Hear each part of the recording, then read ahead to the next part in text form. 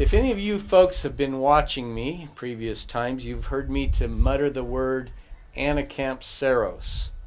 Well, again, that's a botanical name for a little plant that comes from South Africa, growing in the nooks and crannies of rocks and pebbles, except this particular variety, Sunrise, is very special because it's a variegated version. In other words, colorful. It's kind of like the Joseph's coat of many colors version of a little mimicry plant that grows in the pebbles and rocks of South Africa. When we say variegated and many colors, that means that the pigments in the leaves of the plants, some of them are masked or disguised or not there, so that these brilliant pinks and hot pink colors come out. Now, this is a great plant that if you want to keep it colorful, needs a lot of bright sun.